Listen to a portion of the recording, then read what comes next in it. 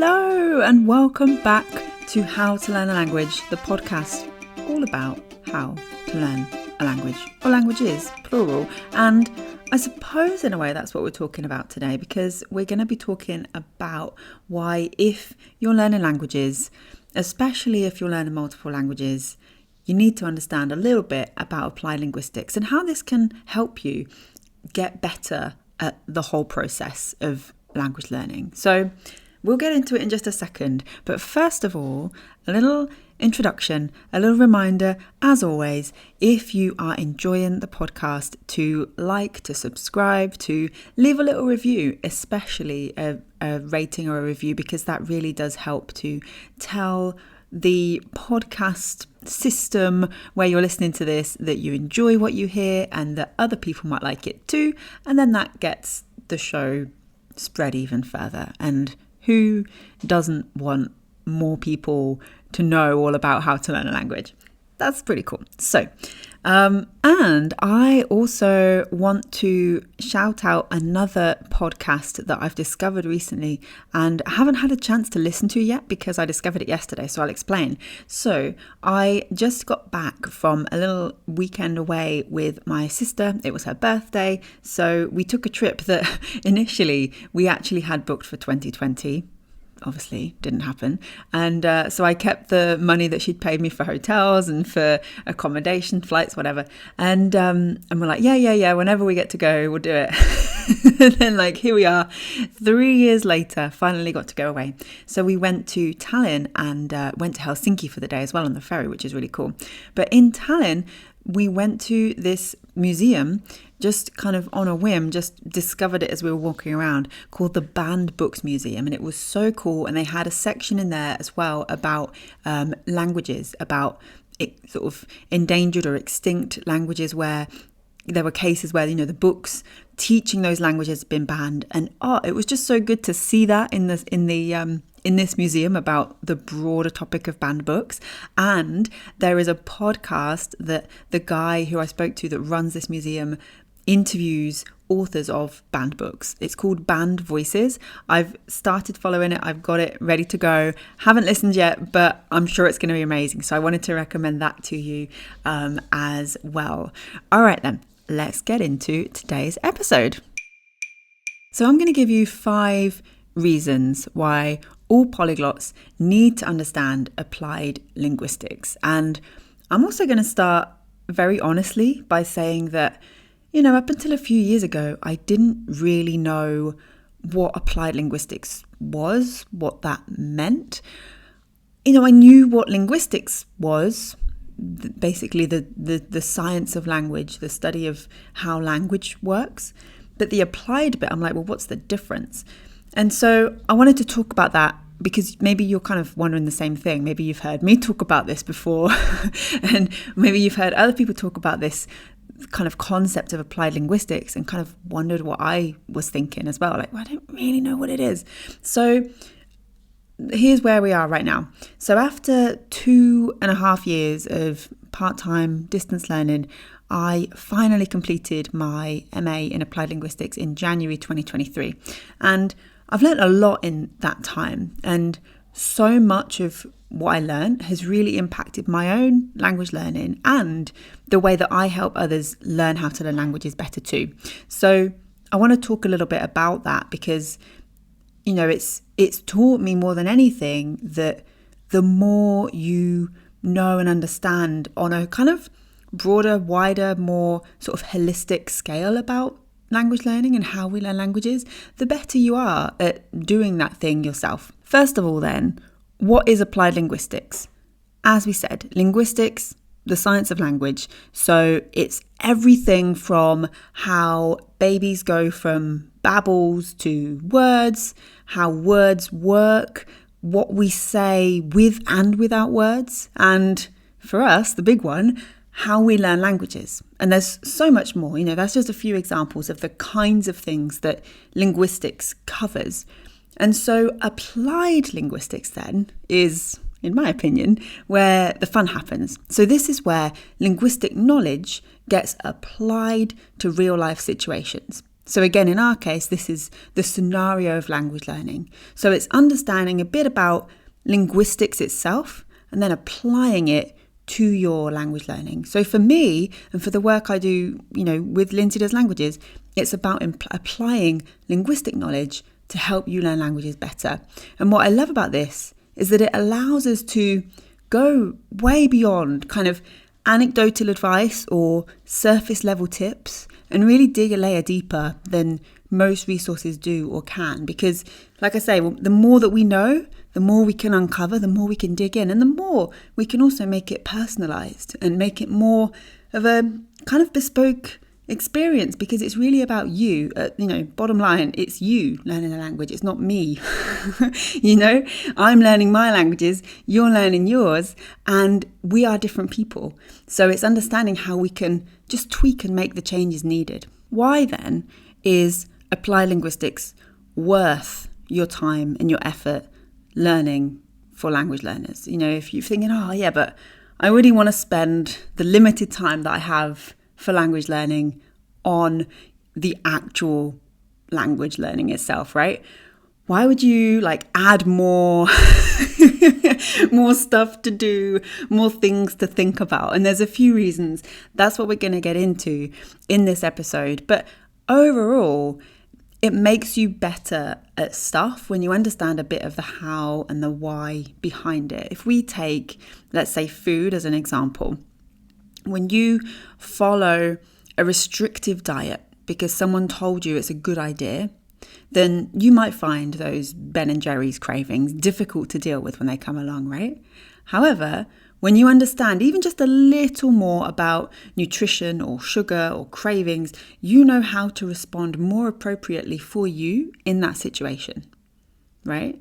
So if you're following someone else's diet plan or food plan and it says no Ben and Jerry's under any circumstances whatsoever, and you think, okay, well, that's what they've told me to do and they must know better than me, so I'm going to follow, then you're probably going to want Ben and Jerry's at some point and you're probably going to get hungry, right?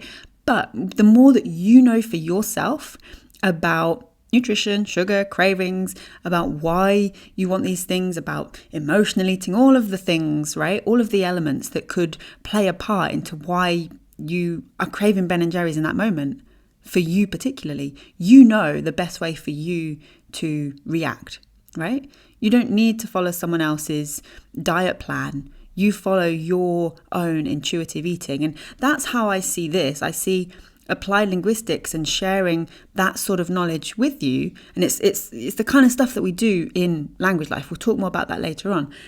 But it's I see that as giving you and sharing with you the tools to make your own decisions. So this means that applied linguistics is really worth learning for language learners because it gives you a better understanding of what you're doing, gives you more self-compassion, allows you to make better decisions, improves your speed and ability to learn languages, and demystifies learning multiple languages. There are 5 reasons. They're what we're going to talk about in more detail one by one. We'll go over them again. It gives you a better understanding of what you're doing. 2, gives you more self-compassion. 3, allows you to make better decisions. 4, improves your speed and ability to learn languages. And 5, demystifies learning multiple languages. Okay, you ready to dig even deeper into each of those? Let's go. Reason number 1 then. Applied linguistics gives you a better understanding of what you're doing. So knowing some basics of second language acquisition findings and how to apply this to your own situation really, really does help to give you a better understanding of what you're doing, how to make it better and why you're doing it. And a lot of language learners start out with a resource or two and maybe follow through in order, kind of like we were taught in school. They never deviate from the order provided in front of them. And as a result of this, often find language learning boring, restrictive, too slow or too difficult. And maybe you can relate to this, right? I can as well. And even now, even knowing this stuff, there's moments where I kind of find myself slipping into that. I'm like, okay, on to chapter 2. And that's fine if it's working, right? So it's really not uncommon. There's really no shame in following through in order if that's working for you. But as soon as I began to understand more about the activities I was doing to learn languages, I gained more confidence in taking more control of my learning, in diverging a little bit off of that path that was laid out in front of me in the book, right? So this means that now, if I'm doing something language learning related, it's with intention. And yes, that includes even the fun stuff like music and film. That can be made intentional without being made boring. That's exactly what Music Maestro and Watch and Learn, the mini courses I have available for incorporating music and film into your language learning, are all about. I'll link to those in the show notes so you can see.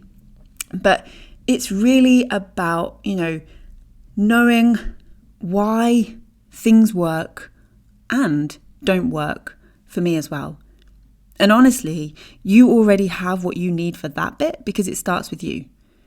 So understanding more about applied linguistics has allowed me to give myself permission to put myself front and center of any language learning experience. And honestly, it kind of leads quite nicely to number 2. And number 2 is that applied linguistics gives you more self-compassion. Now, I know. It's really easy to dismiss this one as a bit of a passing trend because there's a lot of talk in recent years about mindfulness and self-acceptance and self-compassion and all of that stuff. And you think, oh, yeah, okay, I hear those words, I kind of skim over it, like whatever, it's the go-to, it's the trend right now, meditate, blah, blah, blah, whatever. I get it. You feel like you know what's about to be said and you already know that it matters and you're going to start doing it tomorrow, right? I get it. And it can feel distant as well when we think of mindfulness as this kind of exclusive, like white privileged person who has all the time to meditate for an hour each morning, complete with crystals and incense by their side. And, I'm thinking like the song Mood Ring by Lorde, that kind of satirical take on all of it. And don't get me wrong, I love a Yoga with Adrian video as much as the next person, but there's multiple ways that mindfulness can show up in our lives beyond dedicating hours of our week to a downward dog, right? So I encourage you to keep listening with an open mind. We're going to talk about self-compassion. Here's an example of how this shows up and why this might be something you want to consider thinking about a little bit more. So imagine a friend of yours is learning Portuguese, right? It's their first time learning the language, and so they are updating you, their friend who loves languages, frequently. Almost maybe too frequently, as in screenshots of their progress after every session on Duolingo. And, it's a lot, but you're proud and you don't want to dismiss or discourage language learning. So you reply when you can, at least with a supportive GIF or a thumbs up emoji, right? Then it's been about a week and you're thinking, I've not had any Duolingo updates from Portuguese Paul. I hope he's doing okay. So you drop a quick text, just checking in. Hey, Paul, how's the Portuguese going? Missing your updates? And Paul replies. And you're sensing maybe Portuguese Paul is a little bit deflated. And he says, well, I missed a day after a stressful and busy day at work. And then the next day I was too tired. And then I felt kind of ashamed that I'd broken my streak. So I don't want to start again until I'm ready to keep a streak longer than before. But I don't know. Maybe I'm not cut out for this language thing like you are. Do you reply with A, that's right, Paul, you freaking suck. I can't believe you missed a day. And then another day right after, do you have zero willpower? Do you even want to speak Portuguese? Because if you did, you'd be like me and you'd be fluent already. What a loser. Or do you reply with B? Oh, no, I know the feeling, but hey, missing a couple of days isn't the end. I know you've got what it takes to get back on that horse. And this time, if you miss a day, know that it's okay. It happens. We all get busy and tired from time to time. And the best language learners know this and know what and how to dive back in. I know that's you. Go for it, Paul. I am waiting for your next Duolingo screenshot. You'd reply with B, right? I hope. Now, think about how you'd respond if Paul was you. If you missed a day and then 2 days, and then a week? Do you talk to yourself with more style A or B? Because too many of us talk to ourselves with A, which kind of sucks. Because as we've seen, we don't treat others with that level of denigration. We don't talk to Paul like we talk to ourselves.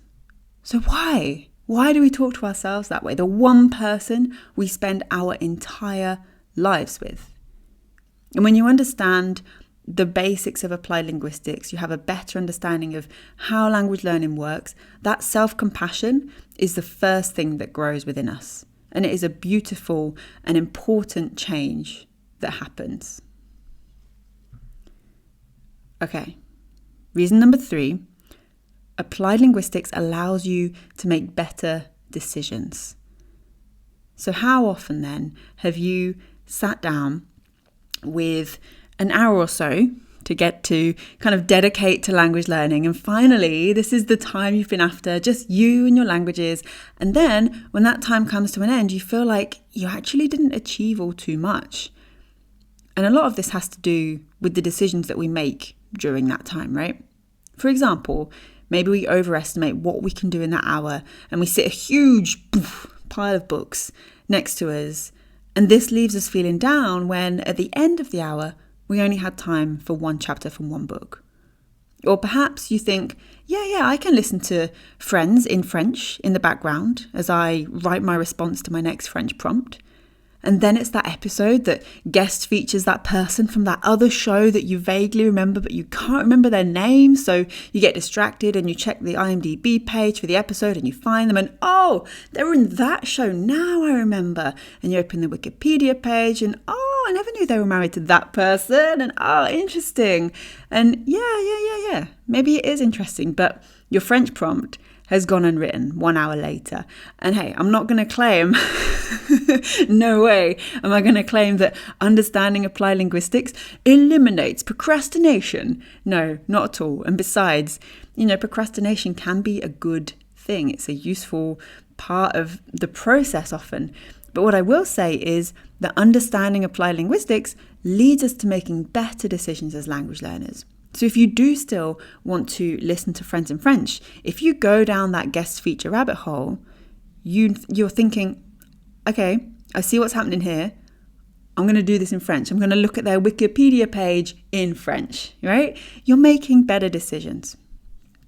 Number 4, applied linguistics improves your speed and ability to learn languages.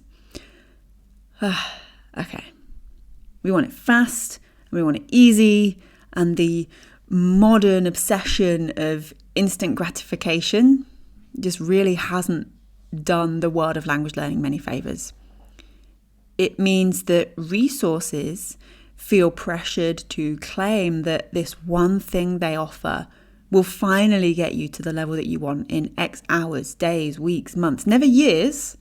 That's too long, you understand, right? If you put, you will be fluent in Arabic in 7 years after buying this book, no one's going to buy the book, right? So I get why this exists. And not only that, it'll be easy. It's not going to be hard or boring or frustrating like back in school. Okay, so that's what you see on the front of the book or on the web page for the online course. But more often than not, having these promises presented to us from the get-go means that when after X days or weeks or months, we're still no further along than an hola and a gracias, we blame ourselves.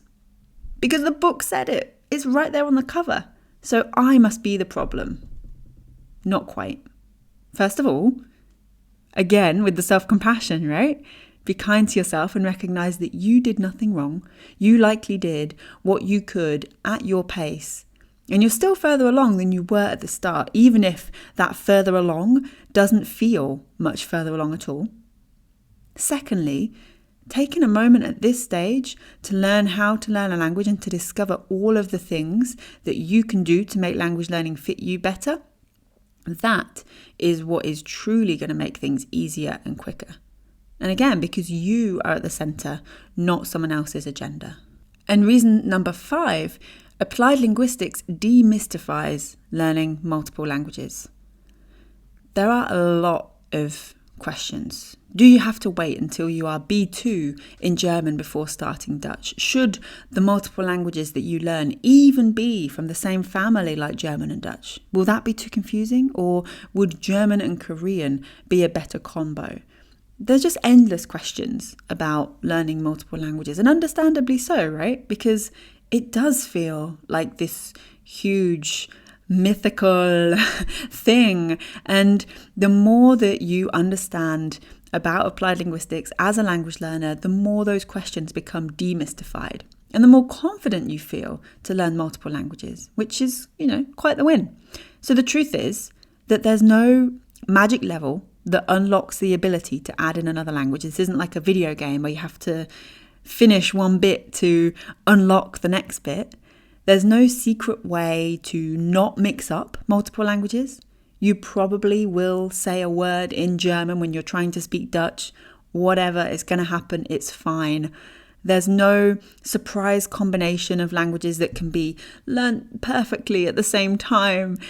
Instead, what there is science and research that can help you make informed decisions about how you want to approach multiple languages in ways that suit you.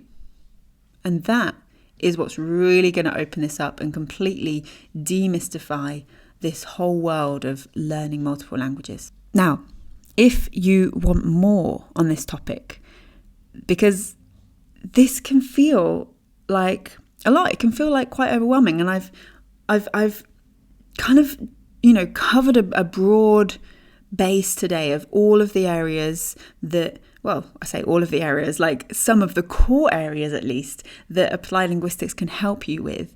And like I say, it's very much about putting you at the center and then understanding everything around so that you can act best and step forward with your best foot forward in the best way for you, rather than following someone else's advice. And so in language life, that is what it's about. When it comes to, second language acquisition and applied linguistics, it can feel like a lot. There's a lot of research to draw from.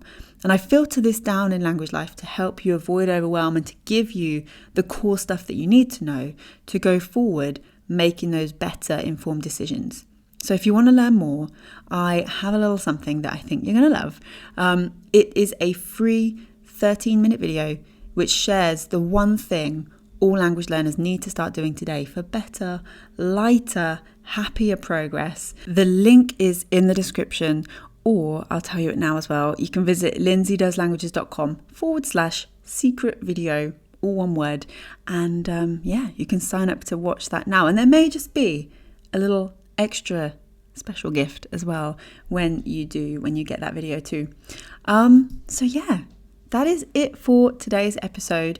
Any questions, anything like that, do feel free to reach out. It's lindsay@doeslanguages.com, and I will speak to you very, very soon.